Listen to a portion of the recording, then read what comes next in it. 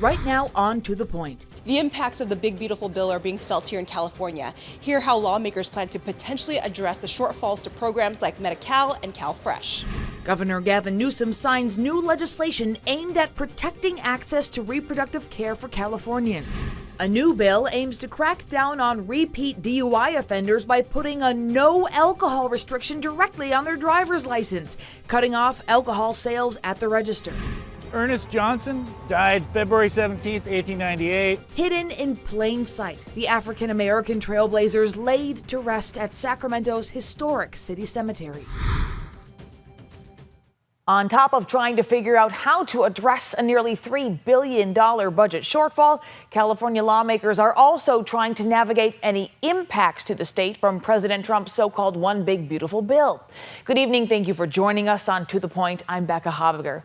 As ABC 10's Jeannie Nguyen found out, many residents who receive benefits from Medi-Cal or CalFresh are pleading with the legislature to help fill the gap.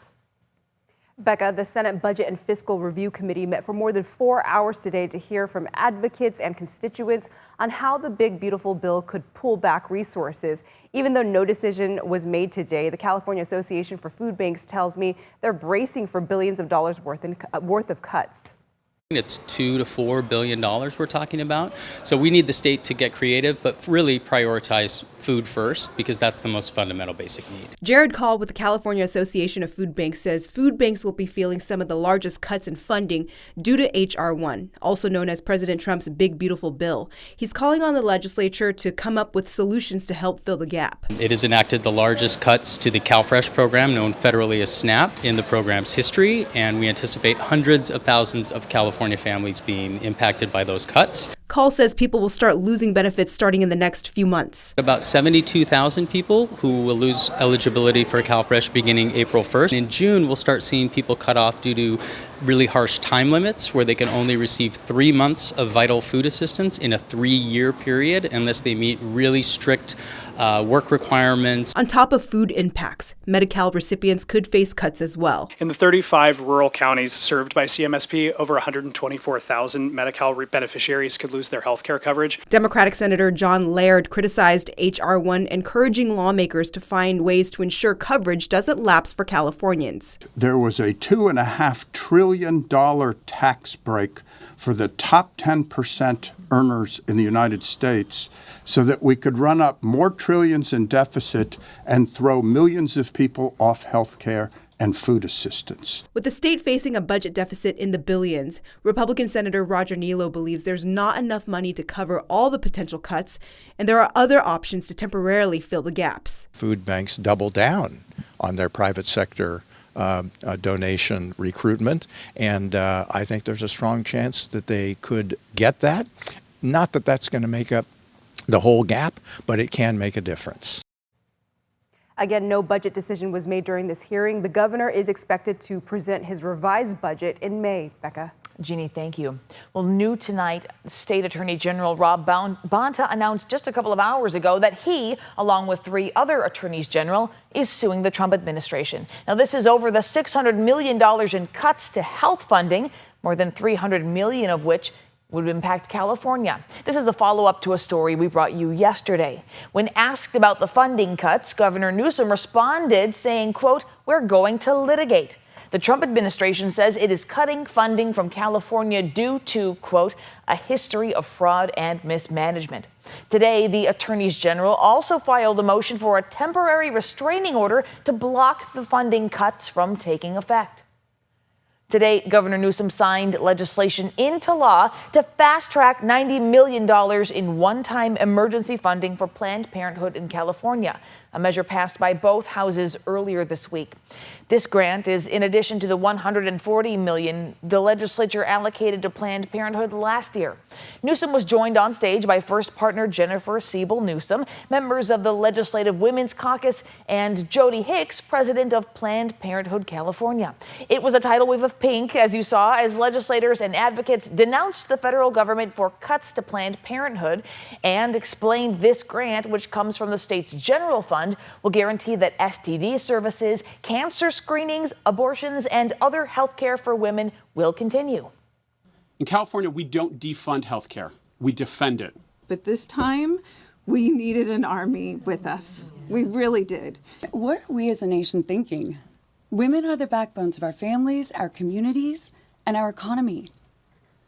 Without us, what do you have? No mothers. Planned Parenthood operates more than 100 health clinics statewide, some of which have closed due to federal funding cuts under the so-called Big Beautiful Bill. That's H.R. 1, which bans Medi-Cal funding from reimbursing services under Planned Parenthood. But Republicans argue in granting the contract exclusively and so quickly to Planned Parenthood, they are concerned about transparency and whether specific recipients of the grants will be publicly disclosed. They are pushing for direct investment into rural hospitals impacted by those federal cuts. Well, only 2 Republican legislators voted in favor of this bill. ABC 10 State Matters reporter Jenny Ha was one of at least a dozen reporters who attended that news conference today. Coming up later in the show, we'll chat with Jenny about an unexpected comment from the first partner aimed at journalists. Well, no alcohol sales for repeat DUI offenders. That's the new California bill being proposed. Assemblymember Rhodesia Ransom introduced AB 1605, which, if passed, would allow judges to place a no alcohol sale notice directly on the license or real ID of someone found guilty of serious or repeat DUI offenses. Anyone with the designation would be barred from buying alcohol in California. Ransom office noted that this proposal is similar to a measure enacted in Utah, which gives judges discretion to place a no alcohol warning on a case-by-case basis. Well, as we reported yesterday, Republican Congressman Kevin Kiley is working on a bill aimed at curbing excessive gas taxes, including California, which is the highest in the nation at 61 cents per gallon just on the state tax. If passed, Kiley's bill would withhold certain federal highway funding for states that keep their gas tax too high. Under the legislation, states with gas tax more than 50 cents per gallon would see an 8% reduction in funding from the National Highway Performance Program and the Surface Transportation Block Grant Program. Now, today, we spoke with Congressman Kiley about how this proposal would even be implemented. This will be a national cap of 50 cents. And the way it's implemented is actually very common in transportation policy. So you have a number of different policies like the minimum alcohol age, for example, drunk driving laws, weight limits for vehicles on roads, where there is a standard set at the federal level as a condition for receiving federal transportation funding. Governor Gavin Newsom is against Kiley's proposal. His office sent a statement. It says, quote, Congressman Kiley is wrong again on the facts and clueless about the real world consequences. California's gas tax, upheld by voters in 2018, funds safer roads, bridge repairs, and proven efforts to reduce air pollution and protect public health. Cutting transportation funding wouldn't help Californians. It would mean more potholes, longer commutes, and dirtier air. No thank you, Congressman. The FBI is intensifying the search for the mother of Today Show host Savannah Guthrie in southern Arizona. A man detained and questioned in the case in Arizona last night has since been released and is not facing charges at this time. Agents are searching multiple roadways in the Catalina foothills north of Tucson, near the home of Nancy Guthrie. She has now been missing for 11 days. Agents walked along roads, knocking on doors and speaking with neighbors less than a mile from her home. Investigators are looking for possible evidence tied to a person seen on doorbell camera video, including anything that might have been discarded along the roads. The agency is offering a $50,000 reward for information leading to Nancy Guthrie's recovery. Still ahead on To the Point, we visit a historic cemetery with a powerful chapter of Black history beneath the headstones. In one message, 2,300 miles, Buddhist monks finish their cross-country walk for peace. And this storm is wrapping up, but even though we've got a few days break, we've got a bigger storm on the way this weekend, continuing through the first half of next week. Heavy rain, heavy snow. I've got a look at Futurecast after the break. But first, in other headlines, If going out on strike is what it takes, then that's what we will do. a strike showdown is looming in Natomas Unified. Teachers voted to authorize what could become a historic strike, saying they're fighting for competitive pay and more classroom support. District leaders warned the union's proposals could force major budget cuts, including to athletics and college and career programs. Fact-finding is set for February 20th, and teachers could walk out later this month. Flights are taking off and landing again at El Paso International Airport. The FAA reopened the airspace just hours after it announced a 10-day closure that would have grounded all flights to and from the airport. The pause was due to, quote, special security reasons, according to the FAA's website. Actor James Van Der Beek, best known as Dawson on Dawson's Creek, died today at the age of 48. Van Der Beek shared in 2024 that he was receiving treatment for colorectal cancer. He is survived by his wife Kimberly and 6 children. ABC 10 meteorologist Brendan Minchef joining us now with a look at the radar. Yeah, it's still active out there, but things are very scattered and starting to wind down at this point. Still some rain in the valley and foothills, still some snow showers up in the high country. But this is the tail end of this system. As we go towards about 10, 11, 12 o'clock, we're going to start to see things really quieting down and just lingering showers as we head into the morning hours. Right now, 55 in Sacramento, 55 Stockton, 54 Modesto, 30s in the high country. Thursday morning, some lingering showers, but for the most part, really starting to dry out. We're going to be in those low to mid 40s across the valley, low 40s in the foothills, teens and 20s up in the high country. Thursday afternoon, drying out, and we're going to see the return of some pretty mild temperatures in the low to middle 60s across the valley. 60s in the foothills, 40s in the high country for Thursday afternoon. So again, as we look at Futurecast here, things really starting to wind down over the next several hours, lingering showers through the overnight. And for Thursday afternoon, can't completely rule out some light showers in the high country, including some very light snow showers. But for the most part, we are done with the rain and snow tomorrow. Dry on Friday, mostly sunny. Saturday, we're going to see increasing cloud coverage. Cannot completely rule out a stray shower, especially in the upper valley on Saturday. But for the most part, the bulk of this next storm holds off until we get to Sunday. By Sunday, we start to see rain pushing into the valley. Snow gets going Sunday evening into Sunday night. By Monday, we're talking about widespread rain in the valley, widespread snow in the high country. This is going to be moderate to heavy at times, both talking about rain and snow. That'll continue through Tuesday. That's Tuesday afternoon and evening. Now here is Wednesday afternoon, and we still see very low snow levels. I mean, look up here towards Shasta. This model's got snow basically everywhere north of Redding, all the way up to the Oregon state line. Continuing to see snow down through the central Sierra and in parts of the coastal range as well. So again, that's continuing through Wednesday. Snow may even continue into Thursday. Some models have it ending a little earlier. Some are leaving it in through Thursday. As we look at model snowfall, for the rest of this current system that we have now, maybe another inch or so, there's not much left. But for the next storm that comes in through Wednesday, this is the American model. We're talking about 40 to 50 inches of snow. The European model, still similar, I would say a little bit lower, mainly closer to 40 inches. But things are going to continue to shift up and down. We're still several days away from the onset of this storm. One thing that all the models are honing in on are some very low snow levels, generally about 3,000 feet Tuesday and Wednesday. But we could see snow levels dropping towards 2,500 feet at times Tuesday and Wednesday. In terms of rainfall, there is also a difference here. Just like with snow, the American model about 1.5 inches, but the European model about 3 inches. So again, we're going to hone in these numbers. We're going to refine our forecast here as we get closer. The good news is Valentine's Day looks mainly dry. Becca. That is good news indeed. Thanks, Brendan. Well, coming up next, ABC 10's State Matters reporter Jenny Ha joins us to talk about an unusual moment that happened at a news conference with the governor today. Plus, a historic cemetery where you can learn the stories of Black pioneers who helped shape Sacramento and fought for their rights.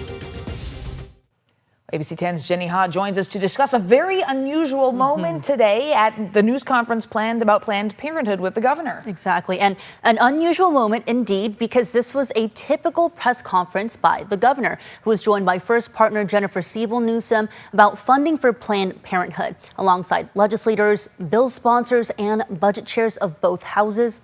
I want to note Newsom signed the bill, then he took reporter questions. All of them were off-topic questions. They asked about the wealth tax, high-speed rail, his trip to Munich. Legislators on stage appeared to look displeased with the back-to-back off-topic questions. They started chanting Planned Parenthood, protect women. That's when first partner Jennifer Siebel Newsom took to the podium to address reporters. We just find it incredulous that we have Planned Parenthood here. And women are 51% of the population. And the majority of the questions, all of these questions, have really been about other issues. So it's just fascinating. You have this incredible women's caucus and all these allies, and you're not asking about it. And this happens over and over and over and over again. You wonder why we have such a horrific war on women in this country and that these guys are getting away with it, because you don't seem to care. So I just offer that with love.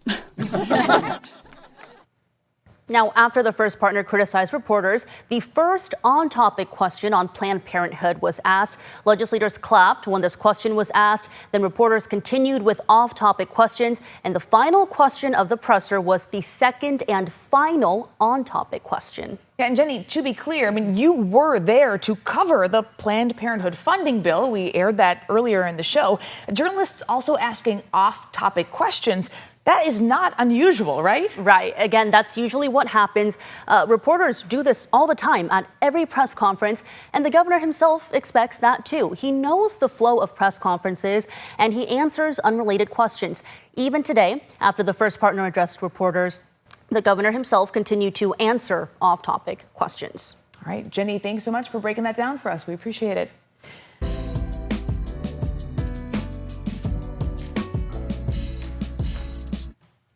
All month long, as part of Black History Month, ABC 10 is sharing stories highlighting the voices shaping our communities.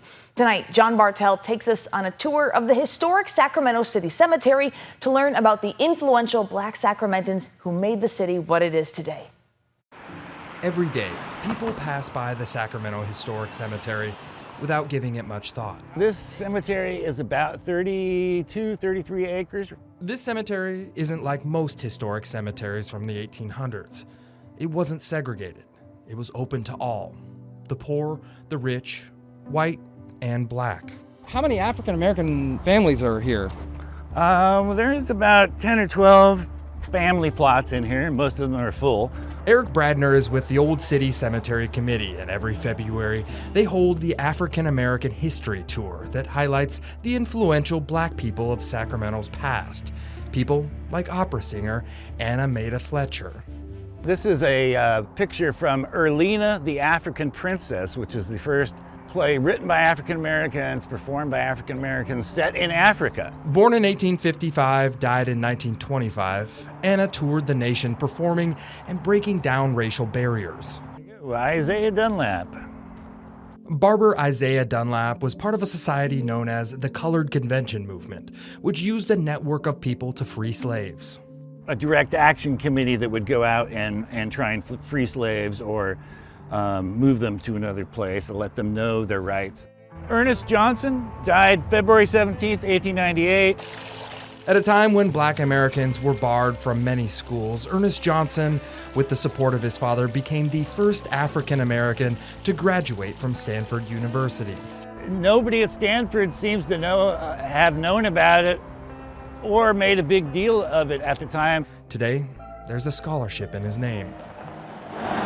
Every day, people pass by the Sacramento Historic City Cemetery without giving it much thought.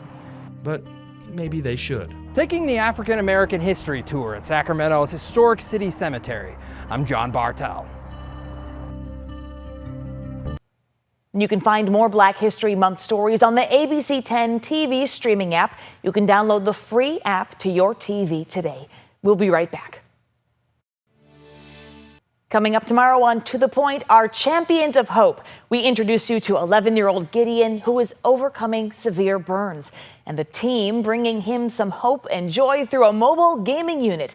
How mixing play and treatment is key to the healing process at Shriners Children's Northern California. That we are working together, we are walking together on this path to find peace for ourselves, to share that to our nation and the world. A group of Buddhist monks wrapped up their months-long journey across the U.S. today. They arrived at the Lincoln Memorial in Washington, D.C., 109 days after starting their walk in Fort Worth, Texas. Some of the monks have roots in Vietnam and embarked on the trek as a simple way to promote peace and unity. The 2,300-mile walk has not been easy. One monk lost his leg after a driver crashed into their caravan in Texas. The monks also trudged through what has been a brutal winter in many parts of the country. Well, thank you so much for watching and inviting us into your home. If you have something you think we should be looking into, please reach out to us. You can email the team at ABC10 to the point at abc10.com.